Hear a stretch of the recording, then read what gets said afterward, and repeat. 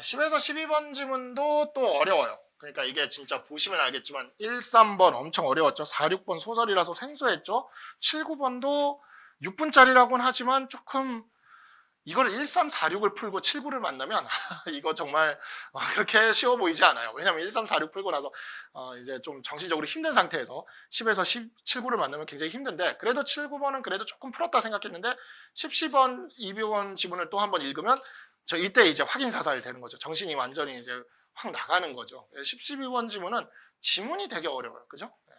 문제는 그래도 국어적으로 접근하시면 여러분들이 어느 정도 정답을 찾아 들어갈 수가 있는데, 지문이 굉장히 좀 복잡함이 느껴집니다. 근데 여기서 여러분들이 그 지문의 구조를 파악할 때 중요한 건 뭐냐면, 여기서 지금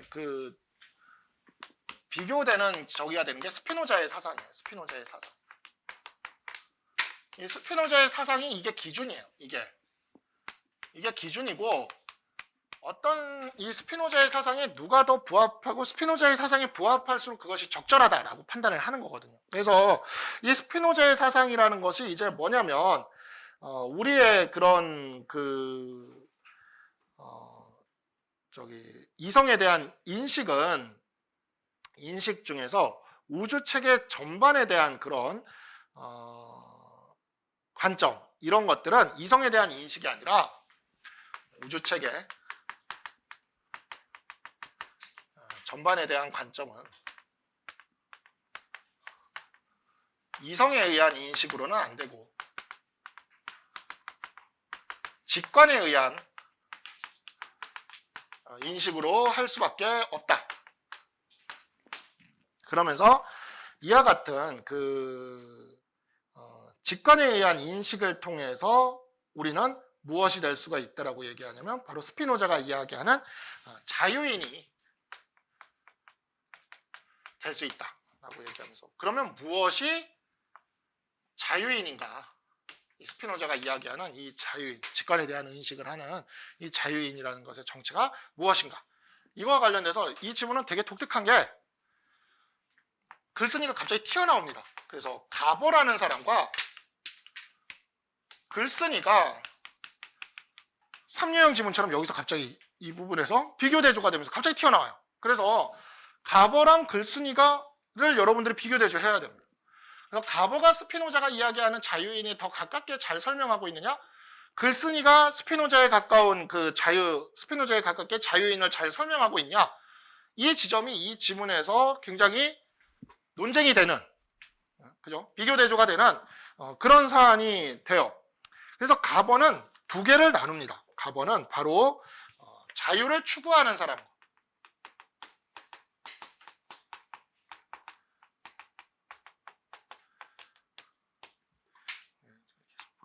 완전한 자유인, 이렇게 둘로 나눠요. 그래서 가버가 이야기하는 자유를 추구하는 사람과 완전한 자유인은 어떤 것을 이야기를 하는 거냐면, 그냥 한쪽은 사회에 속해 있는 사람들이에요. 이쪽은 인간 사회에 소속되어 있는 거고, 이쪽은 그 사회에서도 완전히 자유로운, 그죠? 완전히 벗어나 있는 그런 것을 이제 가버가 이야기하는 완전한 자유인이죠. 정확히 얘기하면 이 지문에서는 사회가 아니라 공동체라는 표현을 쓰고 있으니까 공동체라고 얘기를 합시다. 공동체.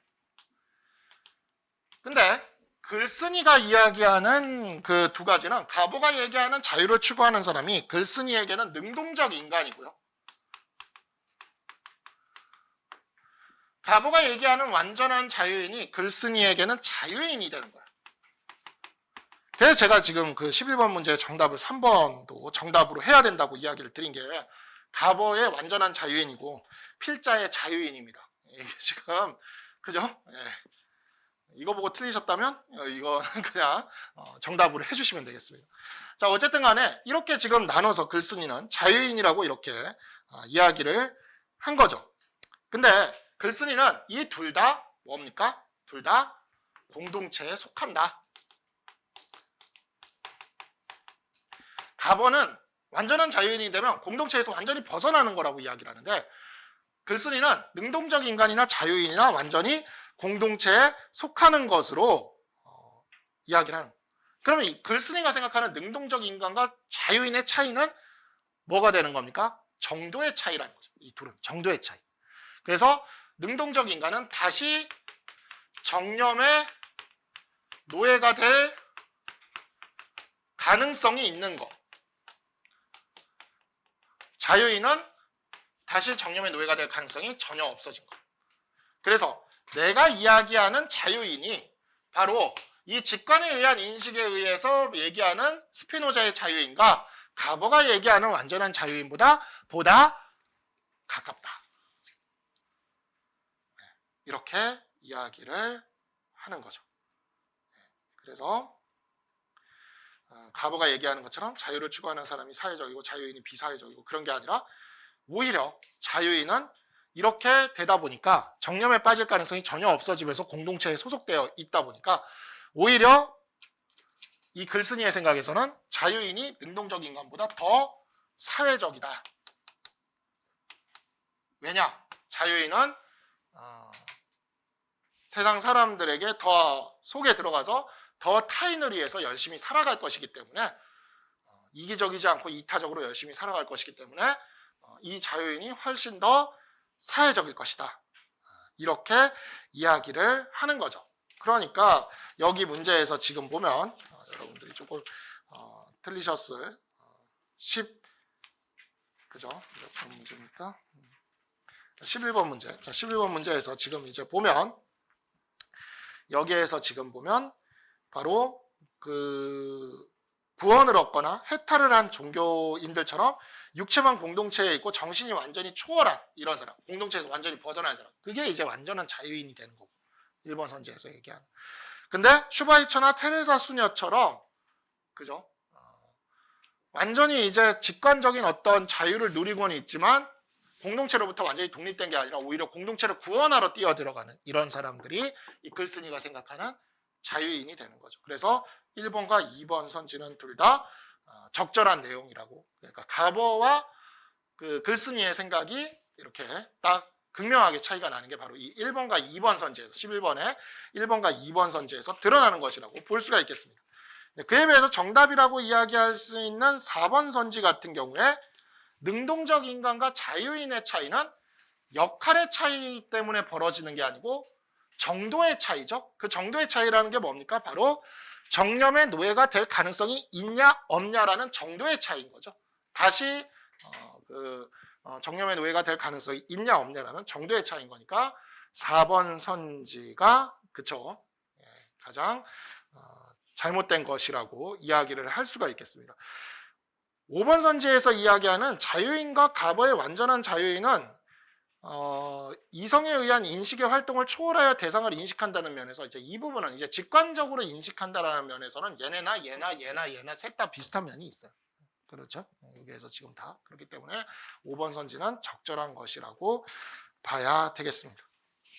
자, 그 다음에 이제 10번 문제를 놓고 보면 10번 문제는 바로 그 능동적 인간이 최고의 이성적 활동. 이거는 아니죠. 이건 완전 10번 문제 거저 줬죠, 제가. 그죠? 네. 그러니까 어려운 난이도라고 해서 무조건 포기하시면 안 돼요. 10번은 이 같은 문제는 그냥 풀어야 됩니다. 그죠? 네. 자유인이죠. 능동적 인간이 아니라 자유인이 그렇다라고 봐야 될 겁니다. 자, 그 다음에 이제 12번 문제 같은 경우에는 바로 그 신과 이렇게 관계에 대해서 보기에서는 설명을 하게 됩니다.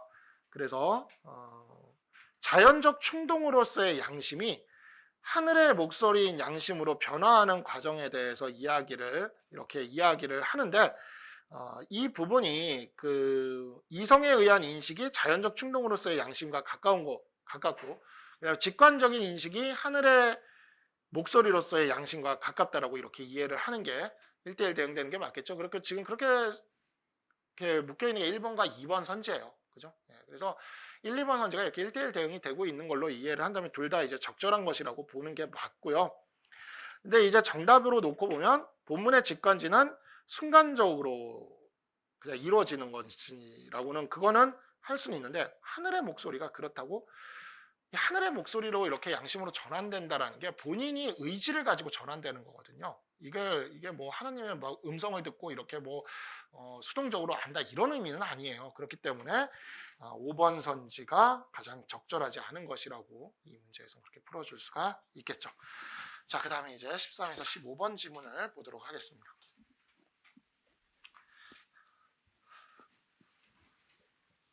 자, 13에서 15번 지문이 의외로 정답률이 낮았는데 제가 이제 그 동양철학 쪽 지문들이 출제가 될 경우에 그 세계관이 너무나 우리랑 달라서 여러분들이 좀 그 다른 세계관에 대해서 좀 알아두실 필요가 있다라고 이야기를 했는데 그래도 제가 기본 심화 과정이나 이런 데서 그 동양철학 쪽에나 이런 것들에 대해서 계속해서 설명을 드렸었기 때문에 뭐 천명사상이나 뭐 이런 것들에 대해서 설명을 드렸었기 때문에 제가 그냥 이거는 내용이 조금 말이 복잡해서 그렇지 그냥 지금 천명사상 이야기를 그대로 하고 있는 거여서 말이 복잡해서 그렇지 여러분들이 쉽게 풀 수 있지 않을까 해서 6분을 드렸는데 정답률이 그죠? 60%, 40%, 13% 이거에 그냥 7분짜리로 했어야 됐나 싶은 정답률이 나왔어요. 그래가지고 일단은 그 이런 지문들은 어느 정도 배경 지식으로 접근해 들어갈 수가 있습니다. 이거 상소문이거든요. 임금한테 올린 상소문인데 이런 그 조선시대 상소문의 특징이 있어요. 조선시대 그 상소문 지문이 이제 출제가 된 적도 있긴 한데 그렇게 출제가 됐을 때 나올 때 여러분들이 상소문이 나오면 특징을 딱 알아두시면 됩니다. 전반부는 무조건 칭찬이에요. 전반부에 칭찬 안 하면 죽을 수 있습니다. 그러니까 전반부 지금도 이 지문을 보시면 전반부는 무조건 칭찬이에요. 이 지문은 주제가 이 지문이 하고 싶은 말은 사실 다 필요 없어요. 마지막 단락만 있으면 됩니다. 마지막 단락. 요즘 천지의 재변이 계속 생기고 잇따라 나타나며 백성의 어려움과 정사의 폐단이 날로 늘어나고 더하여져서 허물어진 세도와 쇠퇴한 기강이 마치 큰 내를 건너는데 한없이 넓어 나루가 없는 것과 같습니다만 신들이 믿는 바는 오직 천하께서 천덕으로 임호하시어 조처하심에 있을 뿐입니다. 원컨대 성명께서는 유념하소서 이거예요. 이 말을 바로 던지면 죽을 수 있으니까. 부분이 정말 그냥 의례적인 걸로 가득 차 있는 겁니다. 이거를 여러분들이 그래서 모순적이라고 느끼셔도 안 돼요. 이 앞부분에 보면 분명 칭찬하는 부분에서 뭐라고 이야기를 하냐면 막 갑자기 너무 막 잘하고 있어서 진실로 정과 원의 만남이며 비와 태의 교차로서 전하께서 하늘에서 유구한 구군을 비는 유일한 기회입니다 하면서 정말 잘하고 있어요 라고 떠들고 있잖아요. 근데 뒤에 가서 갑자기 그 지금 심각함이 천재의 재변이 계속 일어나고 정사의 폐단이 늘어나는 게 한없이 넓은 나루에 한없이 넓은 낸데 나루가 없는 정도다라고 하는 정말 진짜 극렬한 정말 완전 요즘 용어로 하면 극딜을 하고 있지 않습니까? 임금을 이런 표현을 쓰고 있는데 앞뒤가 안 맞는다 생각하지 마시고 이게 조선시대의 표현 방식이다. 일단 칭찬 99하고 비판 1 이렇게 하는 거예요. 비판 1 때문에 목숨을 잃고 삼족이 멸해질 수도 있습니다. 이 사람도 정말 목숨 걸고 쓴 글입니다. 이런 글들은. 그래서 이렇게 뒤가 강할수록 앞이 정말 화려합니다. 이 지문도 그래서 앞이 굉장히 화려해요. 근데 결국 앞에 있는 내용이라는 게 우리가 배운 천명사상 그걸 그대로 얘기를 하고 있는 그대로 그냥. 그러니까 제가 그 조선시대 왕들의 저기 동중서 지문에서도 제가 그때 설명을 드리고 했었지만 왕들의 그 핵심이 뭡니까? 이게 천이라는 원리가 있고 이 천이 뭐를 내립니까? 천명을 내리고 이 천명을 내린 자가 받은 자가 뭡니까? 임금이고 이 임금은 천명을 따르는 삶을 살아가면 되는 거예요. 근데 이 천명을 알기 위해서 임금은 어떻게 해야 됩니까? 끊임없이 공부하고 끊임없이 수양해야 되는 겁니다. 그래서 정말 이 중세 고전의 동양에 있는 임금들처럼 공부한 임금이 없어요. 왜냐면 신하들이 쫓아다니면서 계속 공부하라고 난리를 치거든요. 우리 사극에 보면 나오는 서연, 경연 그게 임금이 하는 대부분인데 서연이 와서 그 당대 네로라는 장원급제한 선비들이 와서 책 읽어주는 게 서연이고 경연은 당대 네로라는 또 선비들이 와서 수업을 해주는 게 경연이에요. 그래서 서연이 책 읽어주는 거, 경연은 이제 수업 이제 요약 이렇게 해가지고 수업. 근데 그게 다 뭡니까? 이 하늘의 원리에 대해서 쭉 이렇게 설명해 주는 게 일이거든요. 그러니까 끊임없이 공부하고 그 다음에 주변에 뭐 하나 할 때마다 그 여러분들이 알고 있는 그 사극에 나오는 그런 거랑 너무나 다릅니다. 조선 왕들은요 모든 행동이 전부 만천하에 공개됩니다. 주변에 사방을 다 뚫어놓고 신하들이 양쪽에서 심지어 부부관계를 할 때도 전부 신하들이 사방에서 엎드려서 보고 있어요. 작은 막 하나만 쌓아놓고 화장실 용변 보는 것까지 전부 감시당해요. 그러니까 하나하나를 전부 체크를 합니다. 신하들이. 그게 조선왕조실록에 다 나와 있어요. 그러니까 이게 일찍 요절한 이유를 알 것 같아요. 조선왕들이. 정말 인간이 견딜 수 있는 스트레스가 아닙니다. 정말 정도전이 정말 거기에서 살아남아서 끝까지 그 신하들이랑 승부하고 끝까지 말싸움하고 결국 이겨먹는 뭐 세종이나 영조 같은 임금이 대단한 사람이에요. 그 사람들은 정말 그 탈인간급의 멘탈을 갖고 있는 사람들이고 나머지들은 정신이 그걸 견뎌낼 수가 없어요. 그런 삶을. 근데 왜 그러냐면 조금이라도 천의 원리에서 어긋나는 걸 신하들이 찾아내면 고쳐주겠다는 거거든요. 그런 자세가 너가 여기서 조금이야. 왜냐? 너가 흔들리면 이 나라가 흔들린다. 이게 이 동양 철학의 핵심이에요. 그래서 네가 조금이라도 건면하지 않는 모습, 네가 조금이라도 그런 모습을 보면 거기에 이제 못 견뎌서 완전히 다 뒤집어 엎고 그랬다가 반정당한 애가 연산군 이런 애들이잖아요. 이런 애들이 이제 그거를 내가 도저히 난 이대로 못 살겠다 하면서 다 뒤집어 엎어가지고 난리가 났던 건데, 근데 어쨌든 간에 이런 것이 그래서 맨날 상소라고 맨날 아침이 되면 이만큼씩 오는데 전부 상소가 이런 내용이에요. 전부. 당신이 정신 못 차리면 이 나라가 망합니다. 이 얘기밖에 없어요. 그냥 계속 그 얘기만 계속 세뇌를 하는 거죠. 그래서 여기에서 지금 보면 그 주역에 대한 이야기를 먼저 이야기를 합니다. 그래서 주역은 이제 동양 철학이라고 해서 여기저기 가면 뭐 철학관이나 전 보는 사람들이 다 철학이라고 써놓는데 이게 왜 그러냐면 원래 그 시간관 자체가 동양의 시간관은 순환론적인 시간관이에요. 그래서 흥망성쇠 기륭하복은 반복적으로 일어나는 겁니다. 그렇기 때문에 과거의 삶의 그 흐름이가 지금 우리가 이게 반복적으로 회전이 되는 거기 때문에 우리가 어느 정도의 위치에 있다는 걸 알면 그 다음에 무슨 일이 벌어지는지를 알 수가 있는 거예요. 그래서 이게 미래를 보는 게 아니라 이 패턴을 파악한 거를 가지고 그 패턴의 흐름에 따르면 그 다음에 무엇이 온다라는 것을 이렇게 설명하는 게 그게 동양 철학입니다. 그게 점이 동양 철학에서 얘기하는 사주 이런 것들이 미래를 보는 점이 아니라 과거의 흐름을 보고 패턴에 따라서 이야기를 하는 거죠. 그래가지고 뭐 요즘 저도 하도 예전에 이제 시험이 잘 안 되고 그럴 때 이제 공부를 좀 했어요. 그래서 좀 해가지고는 제가 그 변호사들 사주 동아리를 이건 좀 너무 사적이긴 한데 이끄는 회장입니다. 그래가지고 상당히 사적인데 많은 변호사님들이 참여해서 뭐 몇 달에 한 번씩 세미나를 하고 도사님들 만나서 이렇게 이야기도 좀 듣고 뭐 이렇게 같이 공부도 하고 그래요. 근데 우리가 이제 보면 경자 신축년은 올해가 경자년인데 경자 신축년은 세상이 참 크게 변동하는 해입니다. 그래서 뭐 되게 재밌는데. 경자년에 4.19가 있었고 신축년에 5.16이 있었어요. 그리고 민법과 형법이 이때 제정이 됩니다. 그러니까 정확히 지금 60년 뒤에 지금 경자년과 신축년이 올해 내년에 도달하는데 제가 보기에 이 코로나 사태로 우리 사회가 또 한번 많이 바뀔 거예요. 민법과 형법이 시행되면서 한번 되게 많이 바뀌었고 그리고 4.19와 5.16은 이후 60년에 우리 현대사를 규정짓는 두 세력의 등장을 보여줬거든요. 민주화 세력과 산업화 세력이라는 양대 세력의 등장과 양대 이데올로기의 등장을 가져왔는데 지금 경자 신축년 심상치 않아요. 저희가 그거를 이렇게 생각하는 게 이게 동양 철학이에요. 60년에 한 번씩 돌아온다는 거죠. 이게 순환되는 거죠. 이게 보통이 아니다. 그러면 이제 앞으로 다음에 오는 해들은 어떤 해가 될 것이냐. 경자 신축년 다음에 흐름을 그때 그 60년 전의 흐름을 봤을 때 그 다음 임묘진 3년은 또 이런 일이 벌어질 것이다. 뭐 이런 거 하는 거예요. 그러니까 이게 똑같은 일이 반복될 거라고 보는 거죠. 이게 이제 동양 철학적인 그런 사고입니다. 그러다 보니까 그런 것들을 이렇게 학문적으로 이렇게 서술해 놓은 책이 여기 이제 이 주역 같은 거예요. 주역이 이게 이제 사서 오경 중에 하나인데 아예 이 점술책이 사서 오경의 하나입니다. 그러니까 조선시대 최고 경전이라는 사서 오경의 하나로 이 주역이 들어가 있어요. 근데 그 주역에 대해서 해석을 함에 있어서 이제 조금만 배운 사람들이 사파가 등장해서 아주 그 하늘의 뜻, 왜냐면 이 주역이라는 것이 이 하늘의 흐름, 이 60가짜의 흐름에 따른 이 하늘의 흐름을 이렇게 서술하고 있는 건데 이 하늘의 흐름이 대해서 잘 모르는 놈들이 사자들이 등장해서 그것들을 이제 호도하는, 세상을 호도하고 잘못 알리고, 그래서 하늘의 뜻을 잘못 알리는 이런 일들이 등장한다는 거예요. 그게 디귿에서 나오는 이야기예요. 그게. 그러면서 이런 사술들을 이기기 위해 성인들이 정자가 쓰신 역전, 이게 주역에 대한 평을 쓴 거고, 주자가 쓰신 주역 본의, 역시 주역의 본뜻이 무엇이다, 이런 걸 쓴 거죠. 이런 내용들이 여러 가지로 이렇게 도움을 준 것이다 라고 이야기를 하면서, 그 이 소리가 결국 뭐냐, 사술에 빠진 점쟁이들 말 듣지 말고 정론의 책인 역전과 주역 본의를 읽고 공부해라.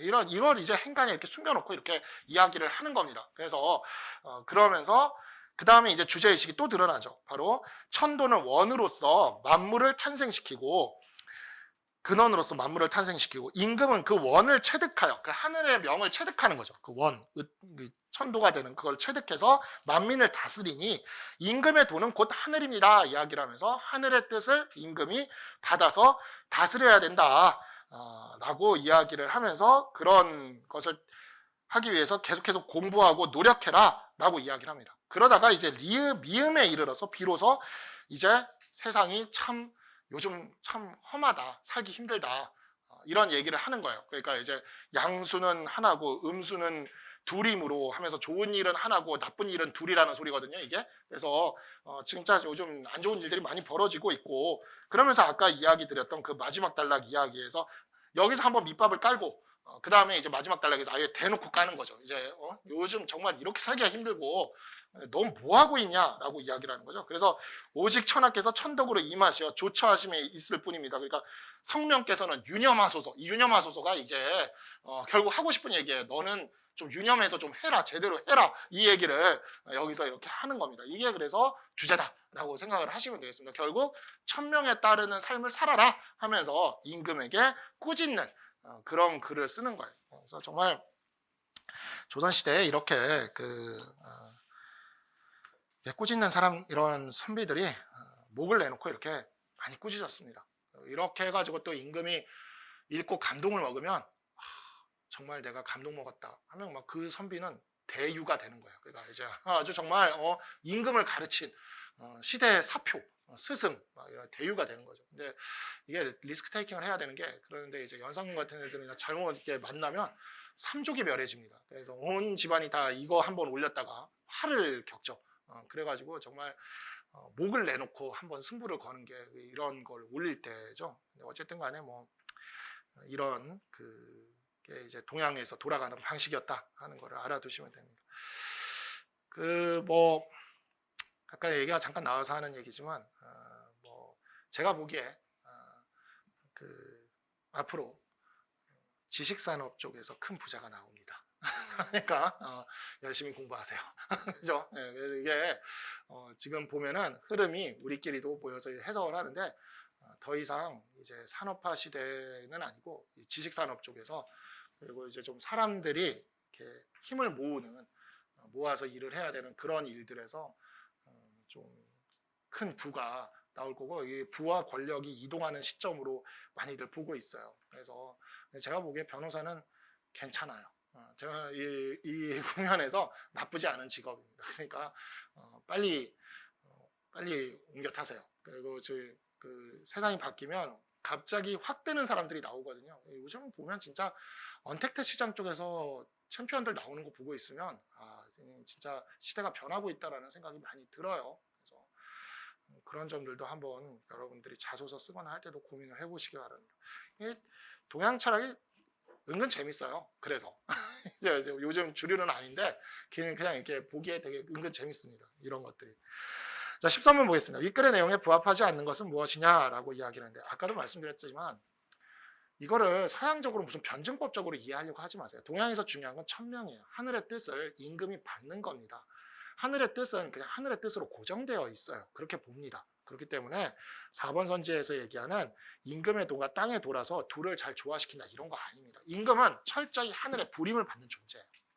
그래서 동양 철학에서는 임금이 하늘의 뜻을 버림을 받으면 하늘은 굉장히 괴이한 일을 내립니다. 지진, 뭐 일식, 뭐 해성, 출현, 뭐 아니면 가뭄, 홍수, 자연재해를 막 터뜨리죠. 뭐 역병, 뭐 이런 것들을 터뜨리는데 그로 인해서 하늘의 뜻이 버려졌다라는 걸 표시를 하는 거예요. 이렇게 보기 때문에 뭐 임금이 무슨 하늘에 영향을 끼치고, 우리 예전에 그 기출지문에서도 임금이 하늘에 영향을 끼친다라고 얘기하는 그 선지가 잘못된 선지였어요. 혹시 기억나시는지 모르지만, 그러니까 임금이 하늘에 영향을 끼치고 뭐 임금과 하늘이 조화를 이루고, 다 그냥 이렇게 잘못된 걸로 보시면 됩니다. 동양 철학에서는 이게 뭐 되게 영향을 주는 것처럼 보이지만 그게 아니에요. 그냥 임금은 하늘에게 부림을 받는 거예요. 그 명에 따라서 살아가도록 되어 있는 그런 존재로 나오는 거죠. 지피로이도는 아까 말씀드렸던 바로 그 점입니다. 열심히 살아라 이거거든요. 4번 선지입니다. 그래서 학업과 정치에 힘쓰는 임금에게 권면하기 위하여, 권면, 계속해서 열심히 살아라, 이렇게, 이게 권면이란 뜻이 그 뜻입니다. 자, 15번. 기역에서 미음에 대한 그 설명으로 적절하지 않은 것은 무엇이냐 하는데, 자, 이것도 그러니까 아까 제가 이야기 드렸던 겁니다. 하늘의 명을 따르는 존재예요. 천명을 따르는 거지, 하늘과 땅을 잇는 매개 뭐 이런 거 아닙니다. 그냥 천명을 따르는 겁니다. 그러면 백성은 뭡니까? 우리 그 동중서 지문에서도 나오지만 백성은 그냥 임금의 부속품입니다. 그래서 그냥 매개가 아니라 임금이 하늘을 따라가면 백성도 다 같이 따라가서 풍요롭게 잘 사는 거고, 임금이 하늘을 따라가지 않으면 백성이 아무리 지가 하늘을 따라가는 삶을 살아도 필요 없어요. 이미 임금이 하늘을 따라가지 않는 이상은 백성도 다 도탈에 빠지는 거예요. 그냥 다 같이. 그래서 이 동양 철학의 핵심은 윗대가리가 잘하도록 하는 게 가장 중요하다 이거예요. 그냥 윗사람이 모든 걸 결정짓는다 이거거든요. 모든 책임이 다 윗사람에게 있다 이거예요. 그러니까 이 모든 것이 대통령 탓이다라고 얘기하는 게, 제가 전에도 이야기를 드렸다시피 이게 동양 철학적 사고라고 제가 이야기를 드렸잖아요. 이게 정말 우리 머릿속에 아직도 남아있는 거예요. 뭔 일이 일어나면 다 대통령 탓인 거예요. 왜냐하면 이게 이때 이 사고방식이거든요. 그래서 이게 동양과 서양의 차이점이 여기서 나게 됩니다. 동양도 사회적인 모순이 봉건사회에서 굉장히 많이 누적이 됐고, 서양도 많이 누적이 됐는데, 서양은 이 하층 계급에 있는 사람들이 내가 권력을 쟁취하겠다는 방식으로 혁명을 해서 뒤집어 엎는 방식으로 나가는데, 동양은 계속 혁명은 일어나요. 계속 일어납니다. 근데 그 결과는 뭐냐면 왕만 바꿔요. 왜냐, 왕 때문에 이 모든 일이 벌어졌기 때문에 왕만 바꾸면 이 문제가 해결될 거라고 보는 거거든요. 서양에서만큼이나 굉장히 극적인 혁명 중에 하나가 명나라의 그 원명 교체기의 명나라 혁명인데, 명나라 황제 주원장은 고아의 엄청난 빈민의 승려의 도적이었어요. 그러니까 정말 사회 밑바닥 중에 밑바닥이에요. 그리고 주원장이 모았던 홍건적은 정말 가장 사회 기층에 있는 제일 밑바닥에 있는 사람, 그냥 도적 집단이었습니다. 도적 집단을 가지고 나라를 먹었어요. 그래가지고 그것도 가장 천대받는 이 남송 지역에 있는, 그 강남 지역에 있는 남인 세력의 사람들을 결집시켜서 정말 거의 사회혁명에 가깝게 중국 전체를 원나라를 밀어내고 중국 전체를 통일을 했는데, 그 다음엔 명나라 왕조를 연 게 끝이에요. 그 사람들에게 무슨 권력을 나눠준 게 아니라 주원적인 황제가 되고 끝이에요. 이게 동양에서는 그래서 그 왕에게 모든 게 달려있다고 보기 때문에 그냥 왕을 교체하는 걸로 사회 문제가 해소된다고 이렇게 생각을 합니다. 근데 저는 약간 우리나라에 아직도 남아있다고 생각되는 게, 사회적인 모순이 이렇게 올라가면 그 모순을 해결하기보다는 대통령을 바꾸면서 해결을 하자, 이걸로 계속 이렇게 귀결되는 경우를 많이 봐요. 그러니까 아직도 이런 생각이 좀 많이 남아있다라는 생각이 많이 듭니다. 어쨌든 뭐 남아있는 거죠. 그래서 1번 선지가 매개가 된다, 이런 말이 틀린 말이다 라고 이렇게